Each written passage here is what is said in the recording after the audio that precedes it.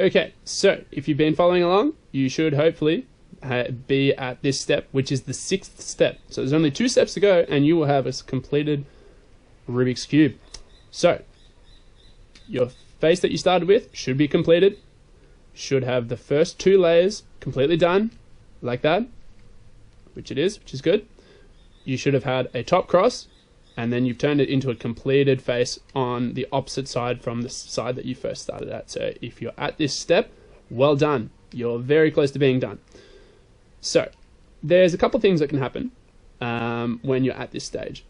This step is probably my least favorite step because it was the hardest one to learn. And it's quite hard to teach as well because it really is just purely remembering the moves that you have to do. So the way I learnt it was I broke it down as much as I could and tried to sort of get a little bit of rhythm in my head so that it would make it easier for me. The first thing you have to do, so you can rotate this top as much as you want, it's not going to affect anything. But what you want to try and do is come up with a scenario like this. So to me, I guess the way that I looked at this was almost like a big U.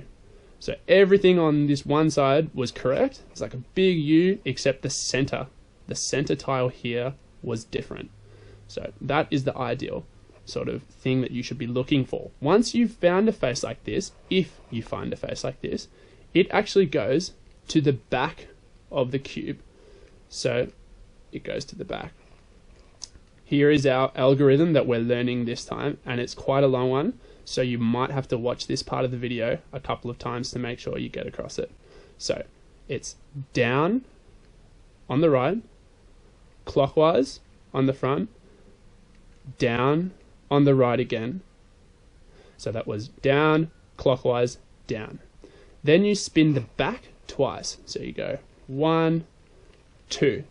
So I like to call this the halfway point because I know that if I've got a 7, I know it doesn't really look like a 7, but to me I sort of make it look like a 7, of the color that's on the bottom that I started with. So I started with red. If I've got a red 7, I'm halfway. It means I've done the right thing.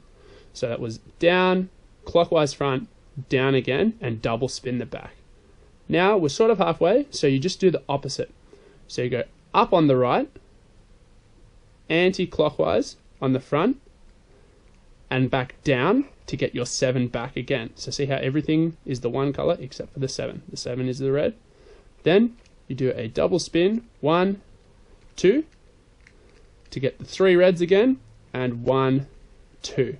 And what that has done has given us, so the red is still good, the middle 2 layers are all still good, and it has left our top face still intact.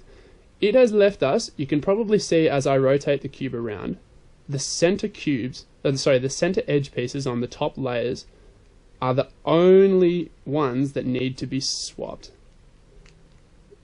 So that's quite sort of handy, really. And that is step 6. So once you get to this point here, you're up to your final step, and the end is well and truly in sight because this is a really easy step.